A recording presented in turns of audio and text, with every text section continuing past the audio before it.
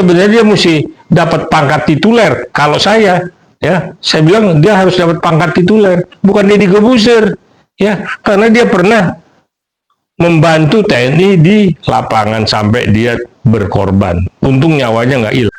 Dia bukan militer, dia tidak dapat gaji, dia tidak dapat tunjangan. Dia membantu TNI untuk mengintegrasikan Indonesia dengan Timur-Timur. Ya, tapi kan ceritanya jadi lain kan, ketika Pak Habibie menjadi presiden. Ya, nah tetapi itu semua sejarah gitu, sejarah yang harus kita ingat. Jangan kita lupa kacang sama kulitnya. Ya, dia nggak digaji dan dia hidupnya sengsara. Kaki buntung, tangan buntung Hercules itu. Mata sebelah. Ini karena membela Republik Indonesia. Saya bukan sekali lagi membenarkan dia, tidak. Tapi saya cuma meminta kita bangsa Indonesia ini yang terkenal, berakhlak, baik. Lihatlah orang berkorban untuk Republik Indonesia sampai tangannya satu, kakinya satu, matanya satu. Sekarang dia jadi korban ekonomi, bukan hanya termarginalisasi, dia nggak bisa makan, yang bisa ya cuma mereman kan begitu. Itu berarti siapa yang salah? Nah, kita harus letakkan ini pada proporsi etis. Kembali lagi nih dengan mediadpr.com. Nah, tadi kita sudah lihat gitu ya, video-video tentang Hercules, ya, siapa Hercules, bagaimana Hercules, kemudian mendapat tanggapan yang negatif dari Bapak Sutioso, Bapak Gatot Nurmantio, Bapak Yayat gitu ya, semua purnawirawan gitu ya. Tapi ada yang berbeda nih dari mantan Kepala BIN Republik Indonesia, yaitu Bapak A.M. Hendro Priyono, yang menyebutkan bahwa Hercules berjasanya besar. Hercules adalah pahlawan bagi NKRI. Begitu juga dengan tanggapan dari Bapak Muarakarta Simatupang yang mengatakan bahwa Hercules banyak jasanya buat negara Republik Indonesia, terutama pada saat Timor Timur masih menjadi bagian dari negara Kesatuan Republik Indonesia. Nah, langsung saja nih kita tanya kepada Bapak Muarakarta Simatupang sebagai teman dan sahabat yang mengenal Hercules lebih dari 30 tahun. Ya, saya berteman dengan Hercules ini udah lama, 35 tahun, dan saya tahu sosoknya. Kalau dia punya uang, dia nggak segan-segan kok. Dia berikan ke anak yatim, dia bantu kaum duafa, dia bantu masjid, banyak kok bantu karyanya. Cuman orang nggak ekspos, yang diekspos itu cuman premanismenya, karena tampangnya. Tapi saya pikir itu karena ada pihak ketiga lah yang tukang gosok lah. Tapi saya pikir enggak, saya tahu persis orang ini. Dia punya apa, ya, sebagian ya, itu diberikan kepada kaum duafa, kepada anak yatim. Kita lihat berapa banyak masyarakat di daerah yang dia bantu. Tapi kan dia tidak berteriak-teriak. Cuman kesalahannya aja yang dicari-cari. Jadi udahlah, ya. Dia berjasa, ya, dia punya andil juga untuk mengintegrasikan Timur Timur dengan Indonesia tempo hari. Sebenarnya dia mesti dapat pangkat tituler. Kalau saya bilang dia harus dapat pangkat tituler, bukan Deddy Corbuzier, ya, karena dia pernah membantu TNI di lapangan sampai dia berkorban. Untung nyawanya nggak hilang. Nah, jadi itulah ya. Jadi saya pikir ini hanya pengalian isu ya.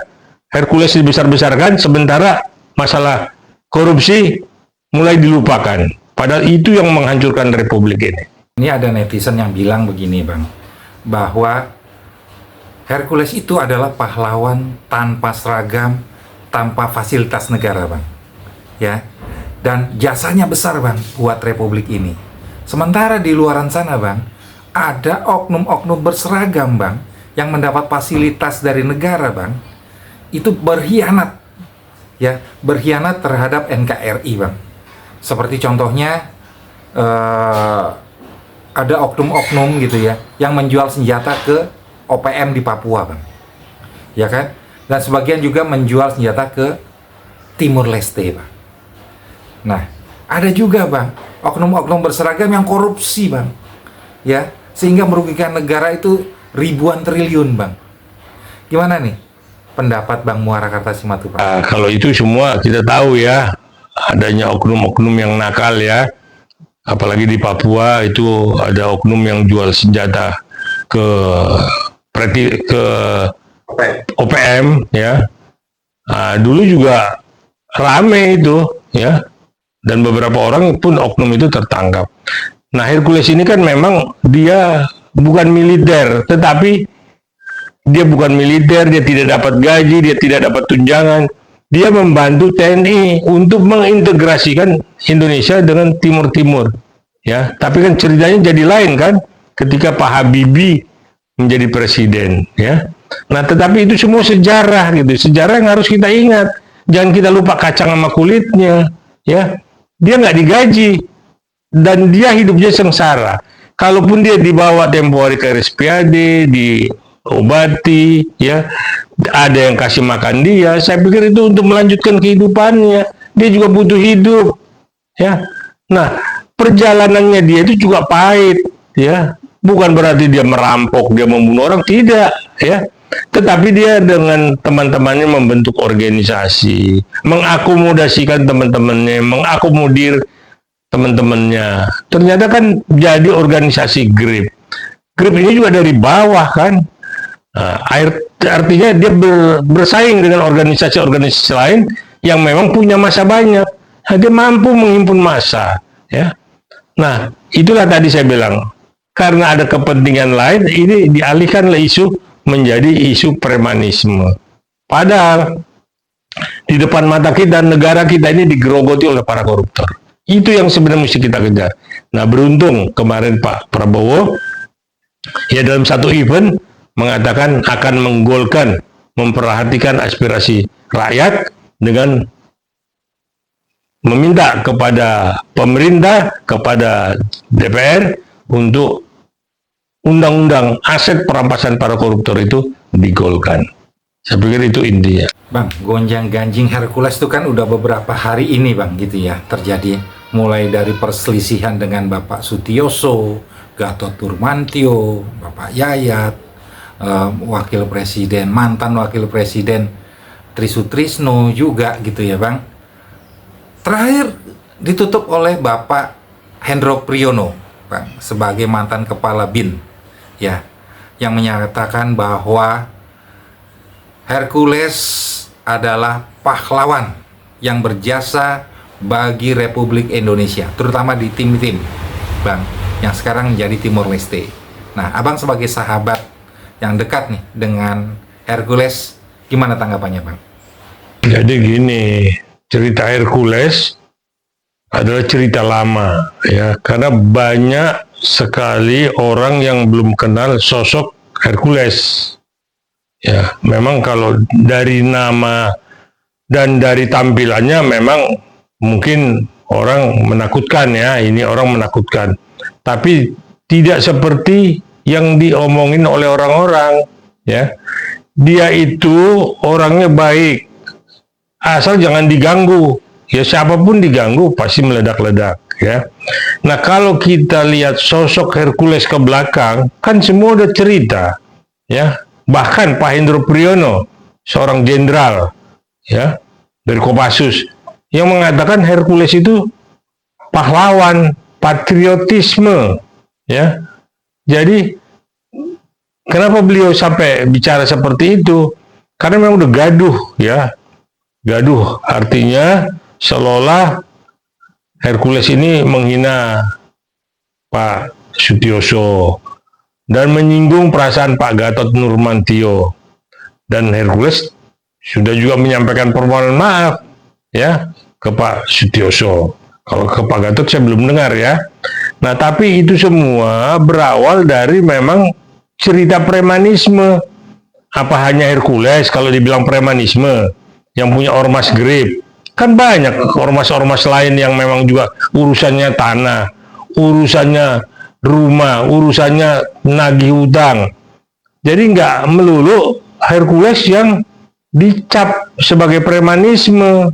Kan banyak premanisme yang terselubung, yang memang namanya tidak populer, Tapi ada beberapa di atas yang populer kan. Nah, kok cuma hanya Hercules yang diganggu? Ya pasti dia marah dan tersinggung. Dia juga menyebut Pak Sutioso seperti apa itu, ya karena memang mungkin salah bicara ya, salah baca politik ya. Tetapi kan kita lihat semua, forum purnawirawan. Ya akhirnya kok kemana dia mengadunya, ya. Sekalipun dia berteriak-teriak untuk si A, si B segala macam. Tapi kan kita lihat buntutnya kemana. Nah, artinya itu memang haknya ya. Tapi janganlah ini seperti pengalihan isu aja, ya. Perkara yang lebih besar dan akan meruntuhkan republik ini ada, yaitu koruptor. Para koruptor itulah yang menggerogoti uang negara. Itu yang membuat rakyat miskin. Itu yang membuat rakyat itu sengsara. Nah, kalau Hercules, kalau orang-orang premanisme apa sih? Cuma sejengkal dua jengkal tanah yang diurusin. Ya. Tapi yang membuat miskin, membuat rakyat menderita itulah para koruptor. Duit republik ini bukannya 100-200 miliar, 1000 triliun yang digelapkan. Belum yang lain-lain. Nah, inilah yang memang sepertinya ada pengalian isu diarahkan semua ke premanisme. Saya pikir premanisme itu mudah dikendalikan. Ada Kementerian Dalam Negeri, ada Menko Polhukam, dan kalaupun ada yang jahat, yang mengganggu, meresahkan, kan ada kepolisian. Kan tanpa diperintah pun kepolisian akan berfungsi sebagai mana tugas dan tanggung jawabnya. Ya. Nah, ini terus didengungkan, ya. Terus seolah-olah anti sama Hercules, anti sama ormasnya. Ormas ini adalah penjewantahan dari demokrasi, ya. Ada LSM, ada kelompok-kelompok kecil, ada kelompok ormas, ada partai. Itu semua kan demokrasi. Artinya orang yang mau berserikat, berkumpul, berpendapat. Ya, nah, ya Bang, dalam Undang-Undang Dasar 45 ya Bang. Itu semua diatur ya, untuk berserikat, mengeluarkan pendapatnya, memberikan saran pendapatnya, diatur semua. Jadi tidak dikebiri, tidak dimatikan, karena kita negara demokrasi. Nah, kalau semua dibilang premanisme mesti dibasmi segala macam, itu urusannya kepolisian lah. Ormasnya itu urusan daripada Kemendagri. Saya pikir itu mesti kita pilih-pilih. Yang menggerogoti republik ini, inilah yang menakutkan, yaitu para koruptor, bukan premanisme. Ya, di mana-mana premanisme ada. Anak-anak sekolah pun yang berkelahi itu juga kadang dibilang premanisme. Nah, tinggal memang pembenahan dari rumah, lingkungan, terus kepolisian, Kemendagri, itu yang paling berperan penting gitu. Jadi jangan Hercules melulu dikejar-kejar. Dia itu sudah mengabdi ketika Indonesia mau berintegrasi dengan Timur-Timur. Dia berkorban, tangannya kena pecahan granat, matanya kena peluru, keluarganya kocar-kacir. Nah, kan dulu kenapa Hercules itu? Karena membantu TNI, khususnya Kopassus di lapangan. Dia korbankan nyawanya, cuman kebetulan nggak mati aja. Tapi udah kita lihat kalau dia itu berkorban untuk Indonesia ini NKRI. Indonesia ini ingin utuh, bersatu, jangan gaduh. Nah, gaduh udah, uang republik ini dimakan para koruptor, ya. Terus dibikin gaduh lagi dengan perpecahan kelompok-kelompok, perpecahan di dalam. Tambah susah rakyat makin sengsara. Negara ini bisa pecah belah. Apalagi melihat geopolitik ini sekarang rame sekali ya, saling mengintip. Amerika ngintip Cina, Rusia bergabung sama Cina. Indonesia ini posisinya teritorial yang kejepit di antara negara-negara superpower. Kalau kita amati gitu ya, gonjang-ganjing pemerintahan Pak Prabowo ini Bang, gitu ya, sepertinya ada mastermind-nya Bang. Ya, karena itu sudah mulai terlihat jelas Bang, mulai dari ijazahnya Pak Jokowi, terus masalah Wakil Presiden Gibran Rakabuming Raka gitu ya, yang terus dihembuskan gitu loh. Kemudian ada Hercules gitu ya Bang, yang mulai diusik-usik juga gitu loh. Yang terakhir itu ada jubir kepresidenan Bang Hasan Nasbi juga mau dilengserkan juga Bang gitu, sempat membuat surat pengunduran diri Bang, yang tapi akhirnya ditolak oleh Bapak Presiden Prabowo Subianto Bang gitu ya.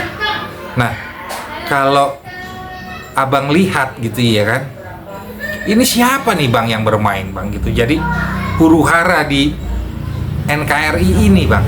Ya, saya nggak seret ini ke ranah politik ya, tetapi kita melihat ini semua ada yang muaranya ke utara, ada yang muaranya ke selatan. Nah, pemerintahan Pak Prabowo ini kan baru berapa bulan lah ya, sedang berjalan, sedang menata, sedang ditata mana yang prioritas, mana yang memang harus dibenahi. Ini semua ada limitnya, ada waktunya ya. Kemarin Pak Prabowo udah ngomong masalah akan menggolkan undang-undang aset perampasan para koruptor. Ya, ini udah satu langkah yang memang memberikan angin segar ke kita. Aset koruptor mau disita. Nah, ini kan kemajuan ya, koruptornya ditangkapin, asetnya nanti kalau undang-undangnya sudah berhasil, udah digolkan menjadi undang-undang, kan semua berjalan nih. Negara ini makin tertib, makin berjalan semua ya. Semua untuk apa? Untuk kesejahteraan rakyat. Rakyat kita ini satu hari aja makan itu udah bagus kok. Itu kita jangan lihat di ibu kota ya, di pelosok-pelosok di desa-desa, kasihan. Makannya tiwul, makannya jagung ya. Nah, ini kenapa? Karena ekonomi udah sulit gitu. Nah, persulit lagi dengan kegaduhan. Sebentar A, sebentar B, sebentar C. Nah, inilah yang memang kita kasih kesempatan sama Pak Prabowo untuk ke depan. 5 tahun ke depan, Pak Prabowo pasti bisa membawa rakyat ini sejahtera dan keluar dari kemelut kemiskinan. Nah, kan kita negara kaya tapi rakyatnya miskin. Hanya beberapa gelintir orang yang menimbun kekayaannya. Nah, itulah makanya kok jadi Hercules sasaran tembaknya, sasaran pengalian isunya. Udah kita isukan, bikin kelompok anti korupsi. Ini kan banyak kelompok-kelompok yang nggak jalan anti korupsi. Kita kejar para koruptor. Itu dong. Jadi jangan hal-hal kecil, preman banyak, premanisme banyak sekali ya. Nah, itu urusan polisi lah. Kalau meresahkan masyarakat, mengganggu masyarakat, melanggar undang-undang atau menabrak hukum, ya udah serahkan kepada kepolisian. Ormasnya ada, kementerian. Kan begitu ceritanya. Jadi jangan hak demokrasi itu dikebiri. Saya pikir itu yang paling penting. Pertanyaan terakhir nih Bang. Ya, Abang kan sahabatnya Hercules Bang. Berkawan sudah cukup lama Bang. Adakah saran-saran yang Abang berikan Bang kepada Hercules dalam menghadapi situasi yang seperti ini Bang? Ya, saya pikir Hercules masih tergolong baik lah ya. Ya mungkin anak buahnya di lapangan pada urusan tanah segala macam. Tapi bukan hanya grip lah, banyak ormas lain juga urusan tanah kok di lapangan.